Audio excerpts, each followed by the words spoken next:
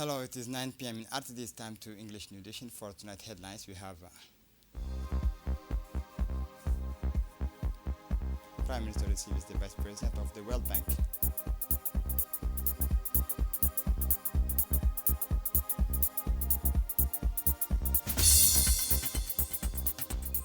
The co-creation workshop, a play to learn project.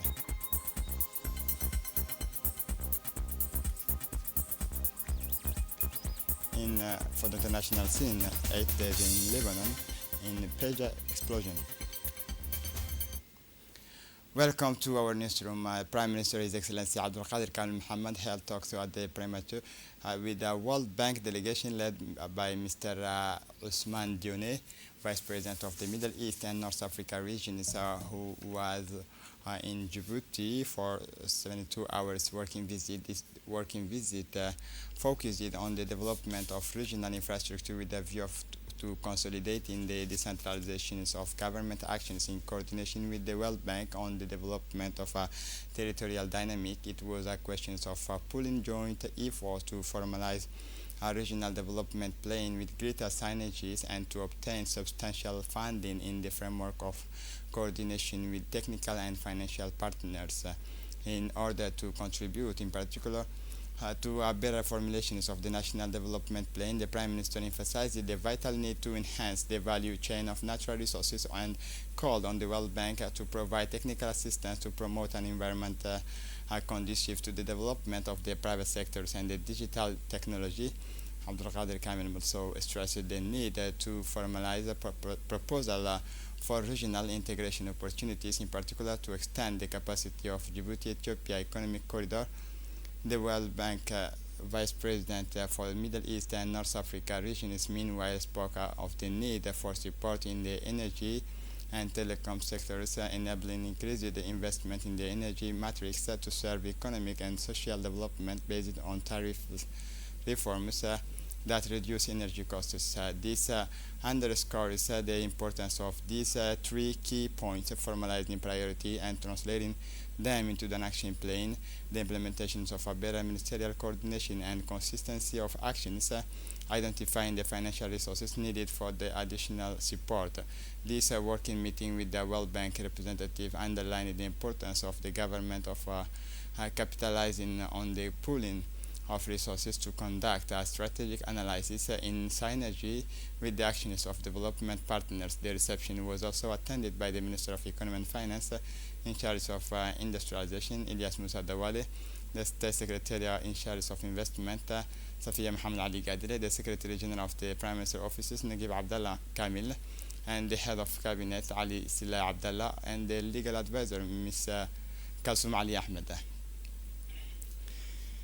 The Speaker of the National Assembly, His Excellency Dileita Mohamed Dileita, is in South Africa to take part in the work of the second annual Conference of Speakers of National and Regional Parliament of the 6th Legislature of the Pan-African Parliament.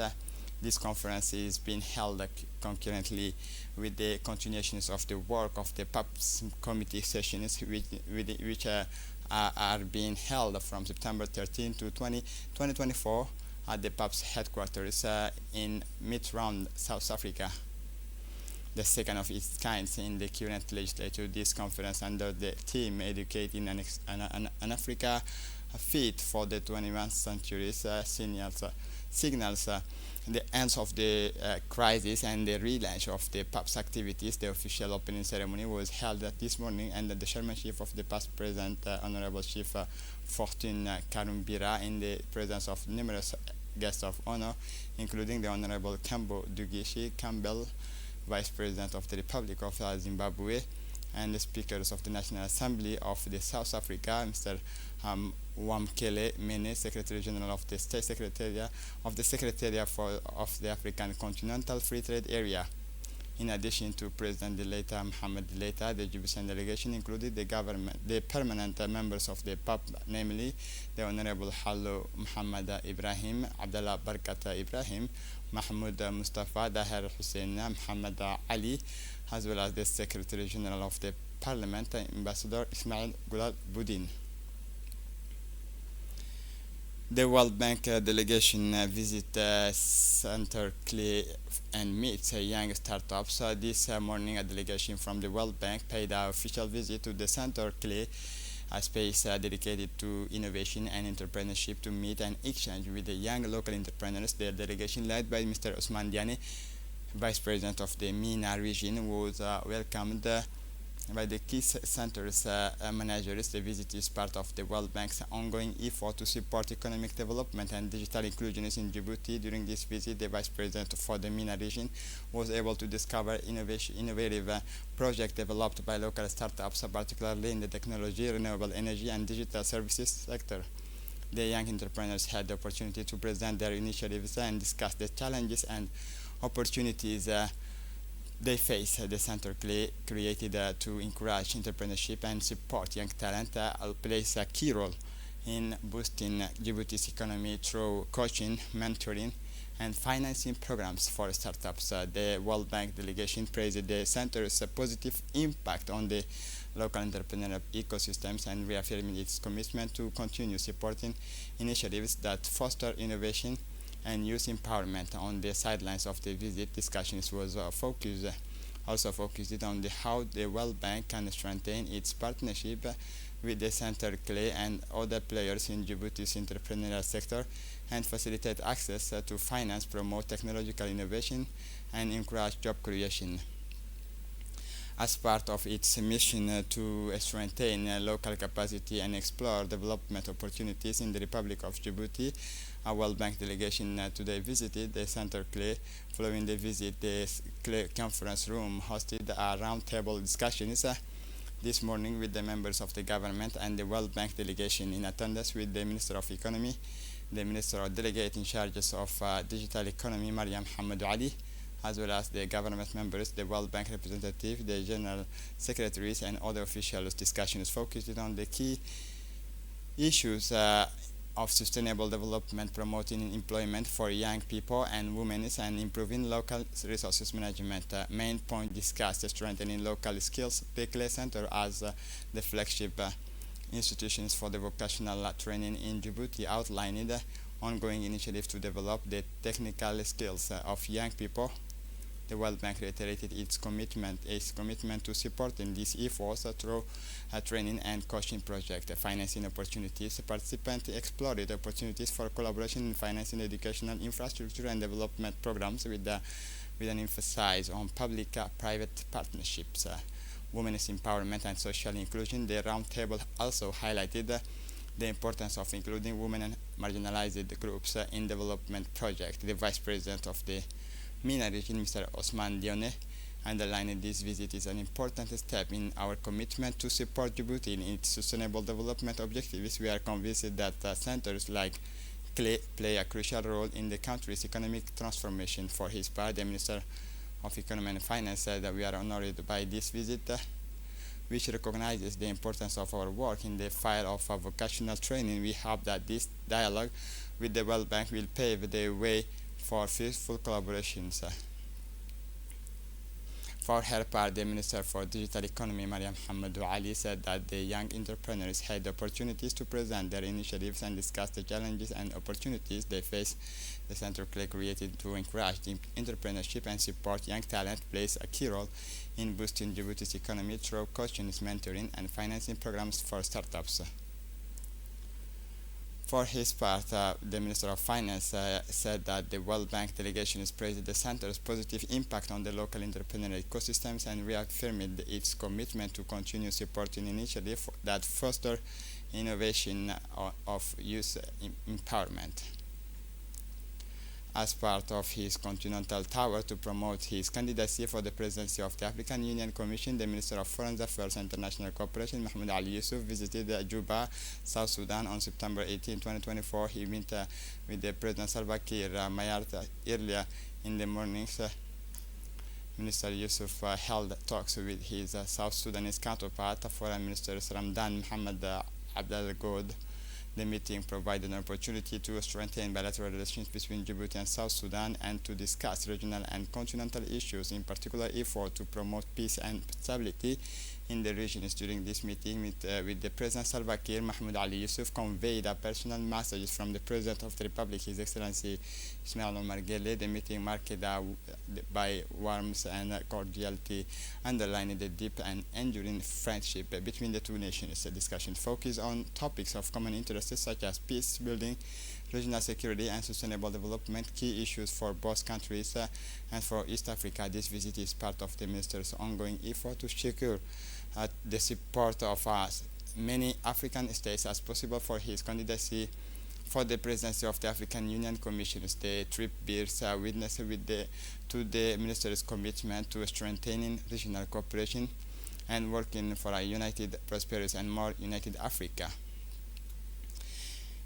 The Play to Learn project, funded by USAID and implemented by Mott MacDonald, takes another step forward in its missions to improve access to preschool education and the quality of services in Djibouti.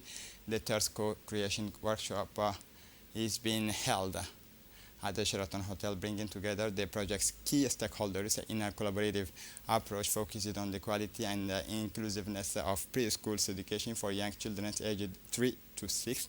The opening session is featured speeches by Ms. Saada Abdullah, USAID representative, Ms. Fawzia Ali, the Minister of Women and Families Director, and Mr. Abdi Dirirman from the General Directors of Education. These speeches underlined the importance of collaboration between the various stakeholders to ensure the success of the project and the continuous improvement of preschool education in Djibouti. The various implementing partners, namely the Ministry of National Education and Vocational Training, the Ministry of Women and Family, the National Union for Djiboutian Women, and the associations talk of the activities carried out during the second years of the project.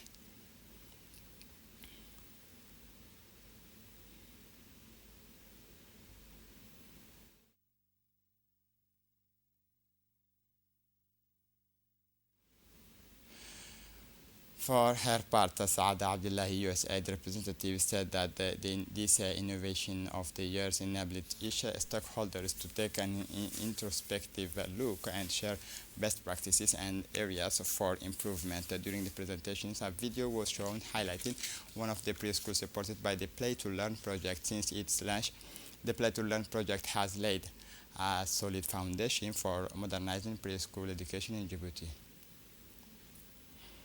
Ms. Fawzia Ali, the Ministry's of Women and Family Director, has indicated that the project implemented innovative pedagogical methodology emphasizing a play-based approach and the creation of safe, stimulating learning environment that meet the specific needs of young children. Through this third co-creation workshop, USAID and its partners reaffirmed their determination to support Djibouti's children in their educational and personal development.